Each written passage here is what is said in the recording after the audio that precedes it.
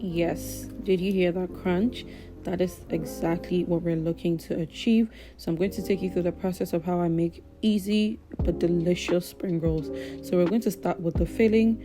I'm using some chicken, thinly sliced chicken breast. I put that in the pot. Then I add in my ginger and garlic paste.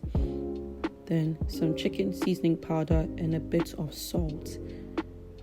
You're going to give this a good mix and let that cook for a bit. I'm going to be using vegetables of my choice. So the first vegetable I'm going to be adding is some cabbage. Cabbage has lots of water, so you're going to let that cook till all the water is drained.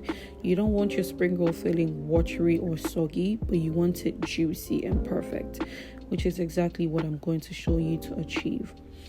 So you're going to let that cook till all the water is drained out. If you don't want any of the vegetables I'm using, feel free to take it out and use whatever you feel works for you. But this is exactly how I like to make my spring rolls. So now the water is drained. I'm going to add in the next vegetable, which is some carrots.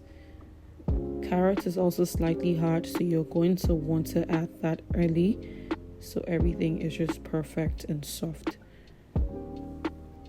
Give that a good mix as well before I proceed to add in my green pepper and my onion. The spring onion, as you see, is the last thing I'm going to be adding because it's light, it's soft, so we don't want to overcook that. Then I'm adding in some blended paprika as well. That is supposed to give it more flavor to make it spicy. I'll be adding some powdered pepper also. If you don't want your spring roll filling spicy, you can take it out. If you want it spicy, feel free to add more pepper. But if you know me, you know I like spicy food. So yes, it has to be slightly spicy and just perfect. I'm going to give that a mix as well. Then I add in some seasoning cube to taste and some curry powder to elevate the flavors. We're all about flavors when we're cooking. So yes. After you add the curry powder, you're going to want to taste if your salt is okay before you proceed to add some salt. Remember, you already added salt to the chicken and some seasoning cube, which already has salt as well. So be careful when you're adding salt. Make sure you knead it before you add it. Make sure you mix everything well so it's evenly distributed and it tastes perfect. Now it's time to add in the last ingredient, spring onion. I'm going to stir this and let it sit on the fire for about a minute before I take it off. My spring roll filling is all done. It's perfect. It tastes amazing. So I'm going to let that cool whilst I work on my butter. So for the spring roll wrap, I'm going to be using some flour and some salt water. The salt should be to taste. I don't have an exact measurement for this. I usually just eyeball everything, and my mom is doing this process for us. So you see her gradually adding the water so she achieves the perfect consistency, and this is the consistency you want. You're going to want to beat your batter just like this and also refrigerate it.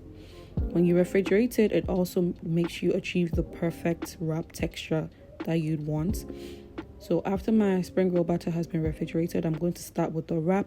Take your spring roll pan and put it on fire. Then you're going to want to spread the batter. Your batter or your spring roll wrap has to be light for you to achieve that crunchiness and for you to enjoy your spring rolls better. If it's too thick, it just doesn't give what it's supposed to give, right? So as you see here, she's spreading the batter on the pan, sealing all the holes so it doesn't crack. Yes, just like that. You're going to take your time and make sure all the holes is sealed. And when the spring roll batter is done, the sides are going to lift, right? So that is where you see she just easily just flicked it and lifted it. Flip it over for like a second, then you take it out and you proceed till your wrap is ready. Now I'm going to show you how to wrap it. You're going to put your spring roll filling and bring it to the edge. Then you fold it over just like that. You bring it from the right, then from the left, then you roll, okay? Don't overfill your wrap, else it's going to crack. You see me adding some mixture to the end. That is the leftover batter. I just added a little bit of water so that can be the glue thingy I use to stick the spring rolls at the end. Some people use water, but this is what I find works perfectly well. So also there's a possibility your spring roll might crack, so I'm just going to show you an example of what I'm talking about.